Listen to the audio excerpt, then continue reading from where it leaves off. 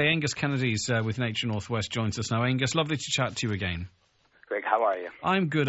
Now, you were in the Tyrconnell Tribune talking about the Heritage Bill, and I read a quote saying it's a dark day for the environment and biodiversity in Donegal.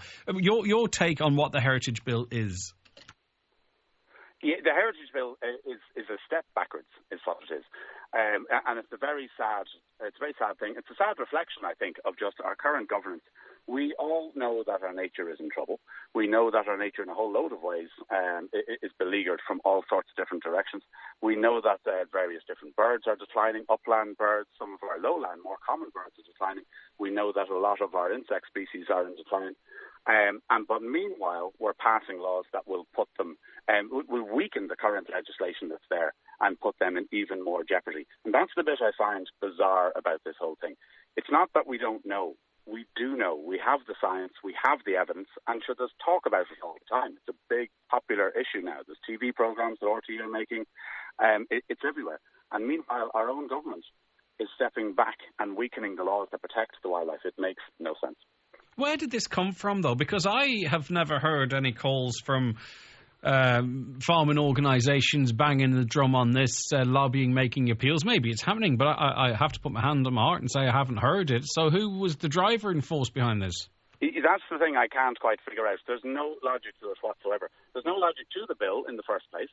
It's been talked about. It's been dressed up as a fudge of road safety, which is just wrong, and we really need to clarify that. It's very frustrating hearing people talking about road safety. Today I passed a hedge cutter that was contracted by the council on the way to my workplace here because of health and safety grounds. Yesterday I passed two different hedge cutters in two different places that were contracted by the council because of health and safety grounds. So it's nothing to do. The current laws look after the health and safety and keep roads free. And this is in July, so in other words, if and I've seen it myself as well, Angus, if there's line of sight issues, if there's dangers to road traffic users, there is provision there to carefully improve those vision sight lines and what have you. There is, and there has been since the year 2000 when the Wildlife Act was updated to protect the hedgerows, protect them in a way to look after our breeding birds, our insects and whatnot, but also to protect our drivers, our walkers, our cyclists and the rest of us. And those laws are strong and they're there, and the council and the RSA can deem at any stage if a road isn't safe, or anybody can put an appeal into them and say my road isn't safe, it's getting too overgrown, and the council will come out and do that. So why that law should be weakened is beyond me. Now, there are some suggestions in terms of burning of heather and gorse that it happens, and some of it starts accidentally. There are people that think that in the summer it happens purposefully, that there are some farmers that do try and burn it off the ground. This new bill would allow for that to happen legally in March. If it's going to happen, is it not better to confine it to 1 month and let's not pretend, kid ourselves, that it's not happening at all? Yeah, well, absolutely. So we should be regulating for the burning, and we're lucky this year in Donegal. So far, thank goodness, we're getting away with it. Other parts of the country are getting hammered. But we saw in the last couple of summer, April and May, large parts of Donegal wrecked in the springtime. But we don't seem to be enforcing that, investigating that properly. Nobody seems to be ever held to account for that. The reason that the law didn't allow people to burn the mountains, set fire to our own mountains beyond the end of February, is because of the breeding birds. Now, there's a lot of talk of the curlew, the Cry the Curlew campaign. The government, and this is where the whole thing gets so conflicting and so bizarre, the government is funding surveyors right now as we speak to try and find the last few breeding curlews that are left in the country. There was a couple of thousand only 20-odd years ago, and there was only 2 species left breeding in Donegal last year. So they're funding that. But then they're encouraging people to set fire to the mountains in March. And if you set fire to the mountains in March, what you do is you kill off an awful lot of the bugs that are just emerging, for which those same curlews will eat. You'll kill off the ground cover, which those same curlews will be nesting and sheltering their chicks in. And you'll also kill off an awful lot of shrubbery that our bees and other insects. What I can't understand is, as I say, I was reading bits and pieces of this as things were progressing, is that it appears, and I could be wrong, that the government minister with responsibility didn't really engage with wildlife groups. He didn't reflect on scientific data to sort of, properly countenance the potential impact of this. It's one of those bills that seems to have sailed through both houses with little or no research. And the more you read about it, the less you actually see as to why this bill was passed, because no one's making a legitimate argument, as far as I can see, a strong argument as to why it's been done. I'll tell you, I'll put it in simple terms, saying is I, as a layperson, can't understand what this bill is for. And nobody really can. Any of the farmers that I've talked to locally say the only thing they'll benefit from this is a bit of convenience. It'll be easier to be able to get the contractors, the machines working in August as opposed to September. But if it's only for convenience and that's it, that's not a good enough reason when we know that our wildlife is declining. For instance, with the Biodiversity Data Centre, also funded by the government, only a couple of weeks ago published yet another report saying that 98 species of bee in Ireland, saying that 1/3 of those bee species will be extinct by 2030. Now, to put that in context, I'm in the middle of delivering a teacher training course, and today we're going to be looking at hedgerows and the local environment. All the junior infants that are going to come into these teachers this year, and the thousands of junior infants that are going to join the education system this year across the country, before they even do their leaving cert, and certainly before they are old enough to vote themselves, 1/3 of our bees will be gone, and that's in the current state. So to bring in a law that will allow that process to accelerate is mad. It makes no sense. There is no logic for it whatsoever. Birdwatch Ireland, on Tasca National Trust, the Irish Wildlife Trust, none of these people were consulted either by the minister before, Heather Humphreys, or by the current minister, Minister Madigan. And I think that's part of the reason that this might have gone through, because so many of the Fine Gael and Fianna Fáil both supported the bill in its current stand, and they said, for road safety we need to. But we now know, we've just teased this out in 2 minutes on the radio, that's not the case. I know, down my way, that where it hasn't gone right into hedges, but grass cutting and stuff is ongoing. We're in a presidential, coming up to a presidential election, and people talking about the role of president and this, that, and the other. Well, it's within Michael D. Higgins' gift not to sign this bill and to send it back or to convene this, that, and the other to have it further discussed. Yeah, I think it's not going to happen, but that's what the role of the president is. If he sort of hears these calls, if he hears from An Taisce, he can actually not pass it into law. He doesn't have to sign it, and he can kick this back. But it won't happen. In fairness to Michael D. Higgins, he has been throughout the years a friend of the environment, and I've heard from various different agencies that quite often when they went appealing to governments for various different things over the years, Michael D. Higgins was one of the only people who would often stand up and stand beside him. He was the Minister for Environment at one stage years ago. And so now I'm not sure, I've heard debate saying that if it's not a constitutional matter, he can't sign against. I'm just not 100% sure on that. Well, he has to sign it one way or the other. Yeah, absolutely. And it makes no sense.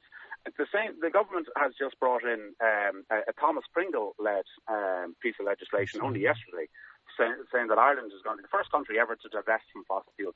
This is a small step on the right direction. We've been going the wrong direction when it comes to climate change. Well, second worst in Europe, I believe. Second worst in Europe, and our Taoiseach themselves have said we're a laggard. But this is a right step in addressing this.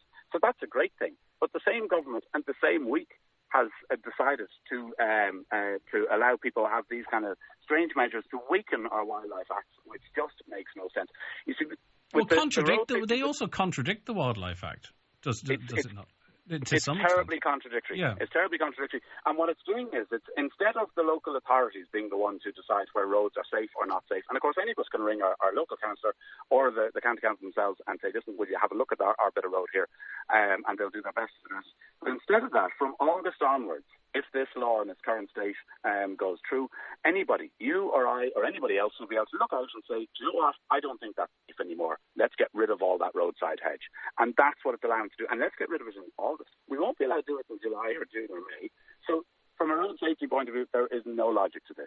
We know that our bees are declining. We know that our birds are declining. The wren, our little humble wren, which is the most common bird in Ireland, the robin, the most second common bird in Ireland, these guys nest in the hedgerows. And as you say too, as well as that, if you start disturbing the food chain, in other words, if you start with gorse burning, for instance, or heather burning in March, and it's a butterfly effect. Completely. Yeah. If you mess up that cycle there, down the line, maybe 3, 4, 5 months later, if you disrupt it's the word I was looking for, then you feel the consequences. It's immediate for perhaps one species, but the consequences are felt then further down the line and then further down the line, and that's a food chain is a food chain. You cock up a link and you cock up the chain. Completely, and that's one of the things we've been talking about with this teacher training course. And last week's teacher training course as well is about how everything is linked together. It's something that teachers, who do so much good environmental work with their green flag programs, it's in their curriculums, and they teach children about the role of the hedgerows and the role of the bee and all the rest of it, and how all of that stuff is linked together. And here we are going to knock it on the head. Fine Gael haven't always thought this way, which is kind of interesting. Enda Kenny, back when the law was being changed in 2000, Enda Kenny said at that time that welcomed the Wildlife Act amendments in 2000, which are now being changed, railed against the environmental savagery of some of the hedge cutting, insisting that strong legislation needs to be in place to ensure road safety was addressed along with wildlife protection. So the law currently mightn't be perfect, but it does look after those two things.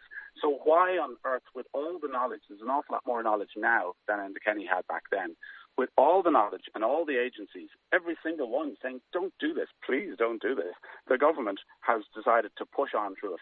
And not one farmer will have an extra euro in their pocket because of it. If they were saying it's going to solve or help solve the fodder crisis, you'd go, well, that's a big argument.